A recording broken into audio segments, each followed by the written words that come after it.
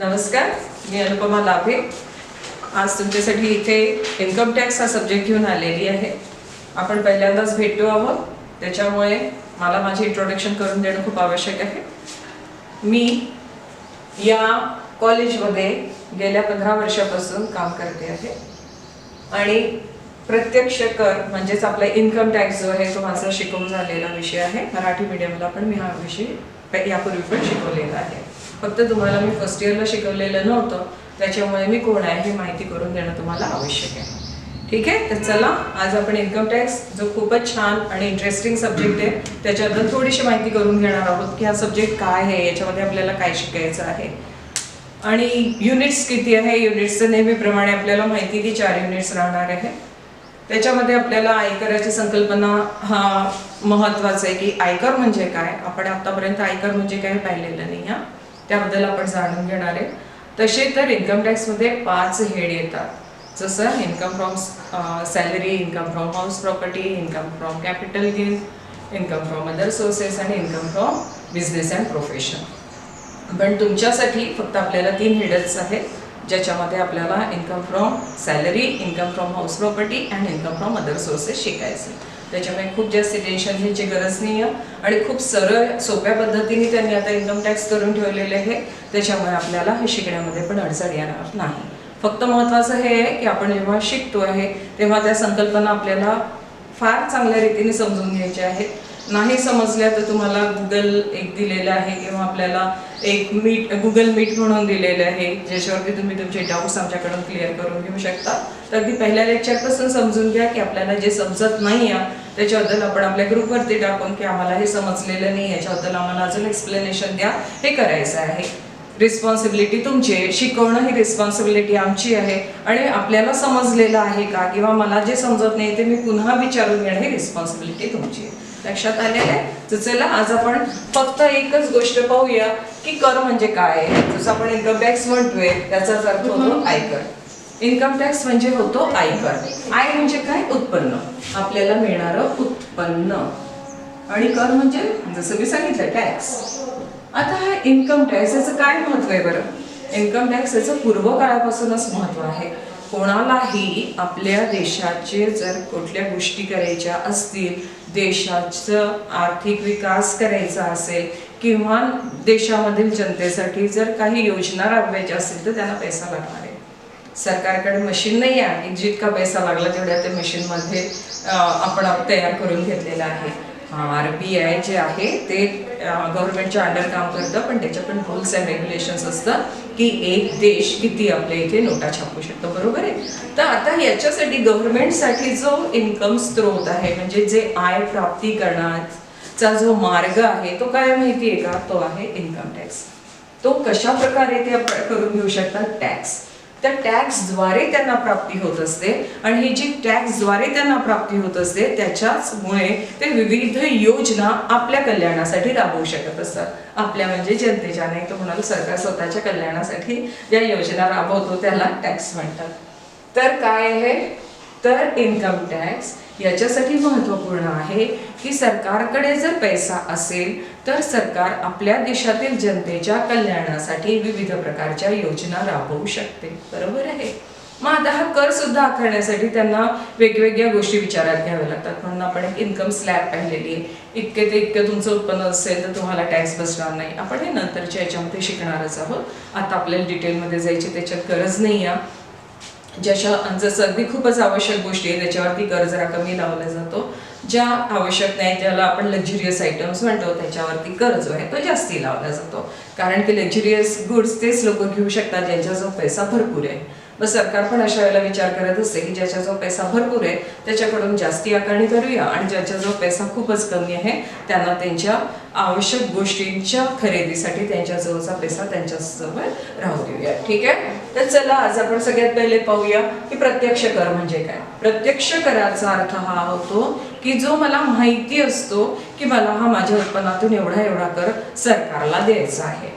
जसं की माझी जी सॅलरी आहे, जेव्हा माझी सॅलरी माझ्या हातात येते तेव्हाच त्याच्यातून काही ठराविक रक्कम जी आहे ती इन्कम टॅक्स म्हणून कापून घेतल्या जाते आणि उरलेली रक्कम माझ्या हातात दिल्या जाते. म्हणजेच ज्यांना माहिती आहे की माझ्याकडून एवढी एवढी रक्कम वळती केल्या जाते आहे टॅक्सच्या स्वरूपात, जेव्हा त्याला माहिती आहे, करदात्याला माहिती आहे की हा कर मला एवढा द्यावा लागणार आहे, त्या कराला म्हटलं जातं प्रत्यक्ष कर. जसं की सॅलरीवरती देण्यात येणारा कर हा कसं आहे, प्रत्यक्ष कर आहे. जेव्हा बिझनेस आणि मी आता तुम्हाला जे 5 हेड सांगितले ना, त्या 5 हेडवरती जेवढं त्यांचं उत्पन्न होत असतं, म्हणजे जेवढी त्यांची आय होत असते, त्याच्यावरती त्यांना तेवढा टॅक्स द्यावा लागत असतो आणि त्यालाच काय म्हटलं जातं, प्रत्यक्ष कर.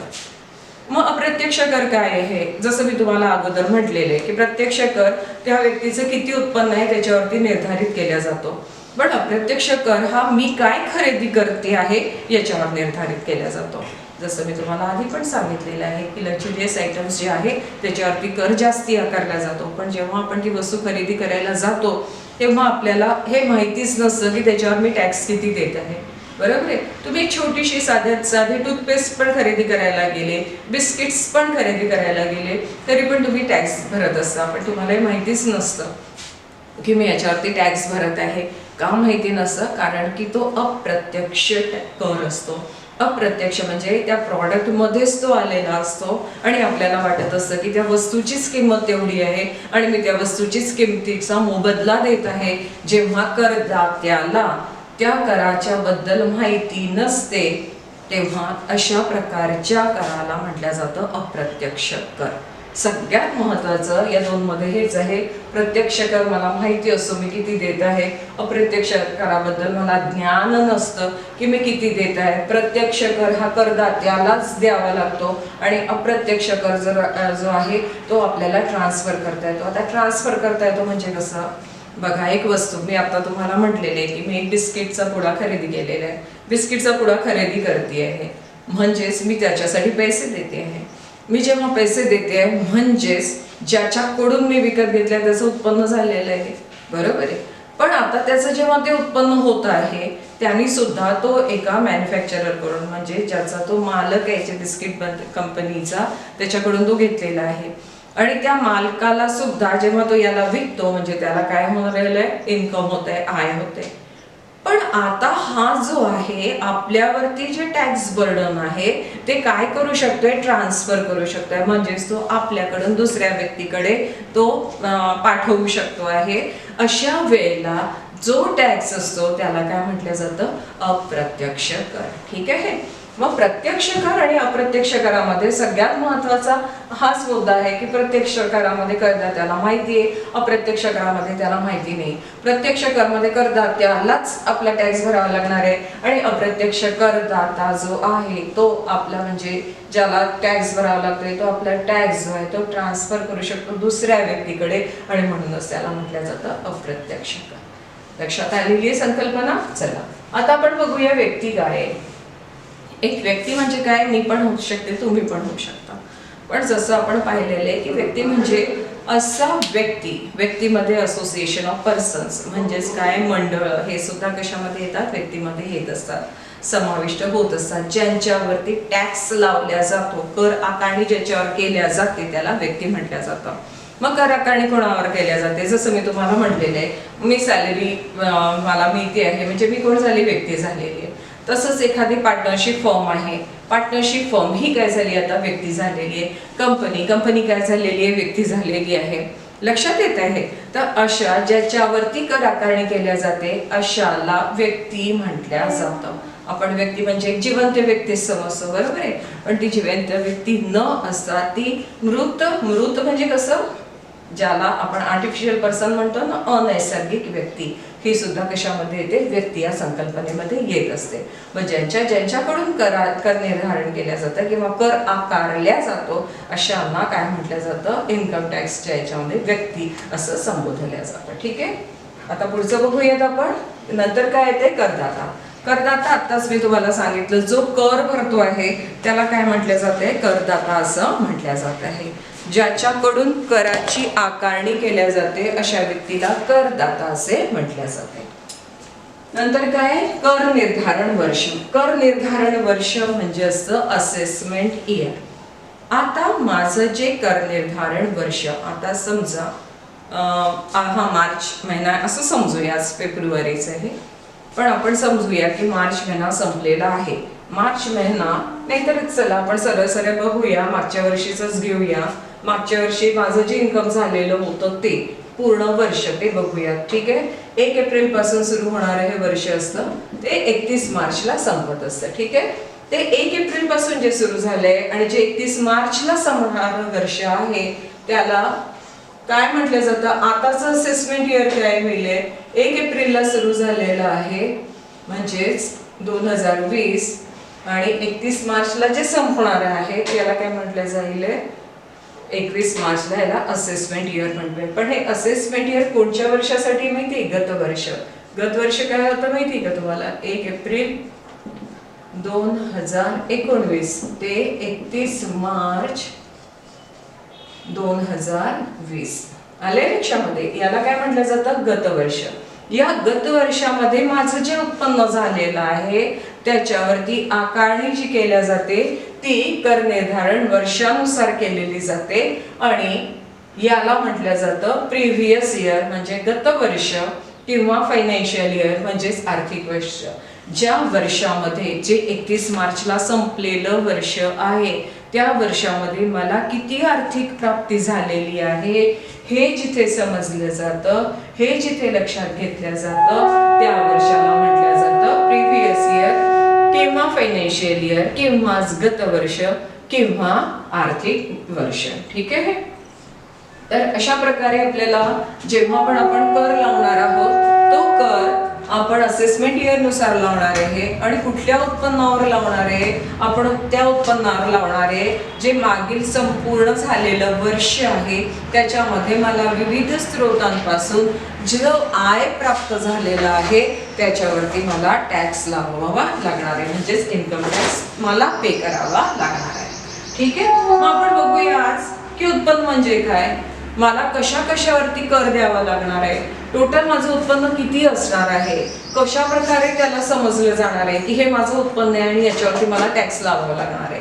तर सगळ्यात पहिले लाभ आणि फायदे माहिती आहे ना. प्रॉफिट, आपल्याला जो पण ते प्रॉफिट होतो त्याच्यावरती आपल्याला ते आपलं काय समजलं जातं, आय समजले जाते. दुसरे लाभांश माहिती आहे. डिव्हिडंड, डिव्हिडंड पण काय आहे, आपण एक शेअर्स परचेस केलेले त्याच्यावरती आपल्याला काय मिळतोय, लाभांश मिळतोय. मग लाभांश काय समजला जातो, आपला आय समजला जातो. आपण जेव्हा इन्कम फ्रॉम अदर सोर्सेस शिकणार आहोत तेव्हा मी सांगणार कुठला लाभांश टॅक्सेबल आहे, कुठला लाभांश टॅक्सेबल नाही आहे. पण सध्या आपल्याला एवढं समजून घ्यायचं आहे की आय म्हणजे काय. तर आय मध्ये काय काय येते किंवा उत्पन्नामध्ये काय काय येते, तर लाभ आणि फायदे, लाभांश, वेतन, वेतन म्हणजे सॅलरी, वृत्ती म्हणजे वेजेस, बोनस, निवृत्ती वेतन, हे सगळं काय आहे मला जे प्राप्त होत आहे म्हणून त्याला काय म्हटलं जाते, उत्पन्न. डोनेशन, कुठल्या धर्माच्या ज्या संस्था असतात त्यांना ऐच्छिक स्वरूपामध्ये काही देणगी दिलेली जाते, मग ही देणगी पण त्यांचं काय समजलं जातं, उत्पन्न हे मानलं जातं. नंतर परक्युजिट्स हे म्हणजे अनुलाभ म्हटल्या जातात. परक्युजिट्स हे असतात की जे तुम्हाला कॅशमध्ये न देता त्याच्या ऐवजी ज्या तुम्हाला ॲडिशनल सोयी सवलती, अधिकच्या सोयी सवलती उपलब्ध करून दिल्या जातात त्याला काय म्हटलं जातं, परक्युजिट्स. नंतर भांडवली स्वरूपाचा लाभ म्हणजेच कॅपिटल गेन. आपल्याला कॅपिटल गेन नाही आपल्या विषया म्हणजे या सिलेबसमध्ये, पण तरी पण आपल्याला कॅपिटल गेन म्हणजे माहिती असणं आवश्यक आहे. जेव्हा एखादं फिक्स्ड असेट्स असतं जे आपण 2 वर्षापेक्षा अधिक काळापर्यंत आपल्याजवळ ठेवलेलं असतं आणि त्याच्यानंतर जेव्हा आपण ते त्याला विकतो तेव्हा त्याची परचेस प्राइस आणि सेलिंग प्राइस याच्यामधला जो फरक असतो त्याला काय म्हटलं जातं, कॅपिटल गेन. ठीक आहे. म्हणजे भांडवली स्वरूपाचं. तसंच शेअर्सचं पण असतं, आपण त्याच्याबद्दल नंतर विचार करूया की कुठल्या प्रकारच्या शेअर्सचं भांडवली स्वरूपाचं म्हटलं जाते उत्पन्न आणि कुठल्या शेअर्स पासून मिळणारं उत्पन्न भांडवली स्वरूपाचं म्हटलं जात नाही. नंतर व्यवसाय व पेशापासून प्राप्त लाभ हे पण आपल्याला सिलेबसमध्ये नाही आहे, पण तरी आपल्याला माहिती असायला पाहिजे की जो बिझनेस केला जातो किंवा जो प्रोफेशन असतं. बिझनेस आणि प्रोफेशनमध्ये काय फरक आहे. बिझनेस म्हणजे काय असतं की व्यवसाय, आणि प्रोफेशनमध्ये काय असतं जिथे तुम्ही फक्त तुमची सर्व्हिस प्रोव्हाइड करत असता. व्यवसायामध्ये तुम्ही वस्तूचं देवाणघेवाण करत असता आणि प्रोफेशनमध्ये तुम्ही तुमचे इंटेलेक्च्युअल्स वापरत असतात. फॉर एक्झाम्पल डॉक्टर म्हणून घेऊया, आपण वकील म्हणून घेऊया, चार्टर्ड अकाउंटंट म्हणून घेऊया. या लोकांना काय म्हटलं, पेशा असतो तो, आणि त्याच्यापासून त्यांना जी मिळणारी फीज असते त्याला आपण काय म्हटलं जातं, आय असं संबोधलं जातं. नंतर इंटरेस्ट ऑन इन्व्हेस्टमेंट. आपण जे इन्व्हेस्टमेंट्स केलेले असतात, विनियोग केले असतो आणि त्याच्यावरती आपल्याला जे व्याज मिळत असतं ते सुद्धा आपलं उत्पन्नामध्ये येत असतं. नंतर संचालक व अधिकारी, जसे आहे कुठल्या कंपनीचा डायरेक्टर आहे किंवा ऑफिसर्स आहे, अशा डायरेक्टर्सला किंवा ऑफिसर्सला जे कंपनीकडून मुद्रांकाशिवाय जे काही प्राप्त लाभ असतात ते पण त्याच्या कशामध्ये असतात, आयमध्ये येत असतात. नंतर आता तुम्ही कुठले पेपरमधले शब्द कोडे सोडवत असाल किंवा तुम्हाला कुठली लॉटरीपासून काही मिळालेलं असेल किंवा कुठली शर्यत जिंकलेली असाल, भले ती शर्यत लिगल असो की इलिगल असो, म्हणजे कायदेशीर असो की बेकायदेशीर असो, पण तुम्हाला त्याच्यापासून काय प्राप्त झालेलं आहे, आय, म्हणून ते कशामध्ये येतं, उत्पन्नामध्ये घेतल्या जातं. त्यानंतर बोनस सहित विमा पॉलिसीची प्राप्त राशी. समजा मी एखादी विमा पॉलिसी काढलेली आहे आणि ती मॅच्युअर झालेली आहे आणि त्या मॅच्युअर झालेल्या पॉलिसीवर मला काही बोनस पण मिळालेला आहे, तर ती भले मी त्याच्यावरती प्रीमियम भरलेले आहे पण आता मला त्याच्यावरती अधिकची राशी, बोनस सहित ही राशी मिळू शकते आणि अशा प्राप्त राशीला इन्कम टॅक्समध्ये काय म्हटल्या गेलेले, उत्पन्न.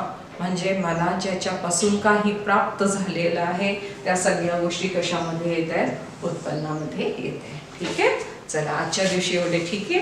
पुढच्या लेक्चरमध्ये आपण पाहूया की कशा प्रकारे कर निर्धारण वर्ष किंवा तुमचे रेसिडेन्शियल स्टेटस, म्हणजे तुम्ही या देशाचे नागरिक आहात की नाही आहात, हे कसं ठरवलं जातं ते आपण आपल्या पुढच्या लेक्चरमध्ये बघूया. धन्यवाद.